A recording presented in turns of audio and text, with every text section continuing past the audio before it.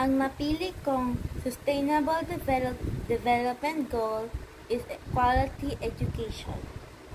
Ito ay magpagawa ng mga gawain na para Sige ulit.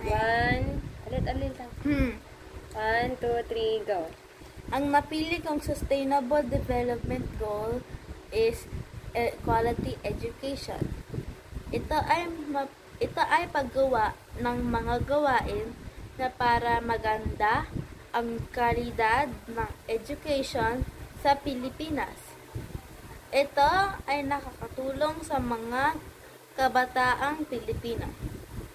Ako ay mag-aaral ng mabuti para isang araw, pag ako may pera na, bibili ako ng mga school materials para sa mga bata nag-aaral. Yo, 2 take lang ha. No, you still remember the time that we film a video? Yeah, And it took me. It took you how many takes? Like when I'm with you, and I take a lot, and we take a lot of chances, like 1 to 10 lang. Pero when I'm with my dad, it goes over 20. Once I made my 38th chance was the perfect one. Yeah. But I was with my dad, the 38th one was fine. Bye-bye.